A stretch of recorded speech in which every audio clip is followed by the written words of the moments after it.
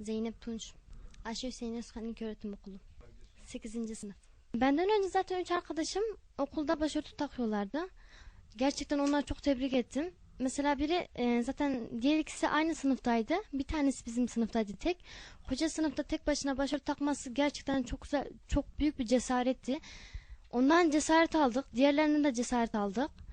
Bir de ben bazı yerlerden mesela sohbetlerde filan örtünmenin hakkındaki bilgilerden alındım.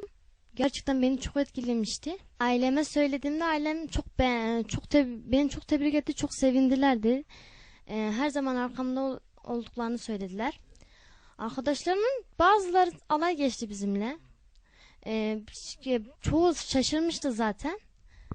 Ama şaşırmalarına rağmen de benimle irtibatlarını hiç kesmediler, arkadaşlıklarını kesmediler. Okula ilk gittiğimizde biz geç kalmıştık biraz. Diğer arkadaşlarımız sınıfa falan girdi. Müdür bey de kapının önünde duruyordu. Gittik artık müdür beyin. Aslında içeri doğru gidiyorduk. Bizi çağırdı yanına. Siz niye böyle geldiniz falan diye bağırmaya başladı. Zaten çok sinirliydi. Sinirini bizden çıkardı. İşte biz Allah için takıyoruz falan dedik. İnanmadı, bize bağırdı çağırdı falan. Çabuk lavaboya gidin, çıkarın başını, siz merdivenlerde bekliyorum dedi. Lavaboya gittik biz arkadaşlarla. Kimisi çıkardı. Çok korkmuştuk gerçekten de. Ama çıkarmadık. Gittik. Müdür bey zaten bizi orada bekliyordu. Bağırdı bizi görünce. Siz niye çıkarmadınız falan diye. Çıkarmayacağız falan dedik biz. Sonradan sonra bir öğretmen daha geldi. Hocam yardıma gerek var mı falan diye. Gerek yok. O zaten bizden çok nefret ediyordu. Biz gördüğünden beri. Gitti daha sonra o. Bağırdı çağırdı falan bize. Niye çıkarmıyorsunuz? Çıkarmayacağız deyince daha da çok sinirlendi. O zaman eve gidin falan dedi. Sizi derse falan almıyorum dedi. Ben de eve gittim. Bizi eve yolladığınıza dair bir belge istiyorum dedim. Ondan sonra daha da çok sinirlendi. Odasına yolladı bizi.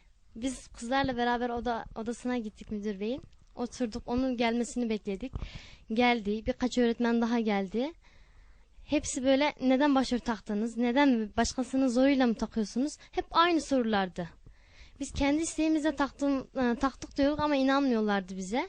Arkamızda birinin bize söylediğini zannediyorlardı. Oysa yanılıyorlardı. Biz olgun insanlarız, ne de olsa kendi kararlarımızı kendimiz alabilecek yaştaydık. Örtü Allah'ın emridir. Her Müslüman genç kızın hayasıdır bence. Bu yasağı ben çok saçma buluyorum. Yani neden Müslümanlar böyle bir zorluk altında kalıyorlar? Ona anlam veremiyorum ben. Bir an önce bu yasağın kalkması için elimizden gelen her şeyi yapacağız.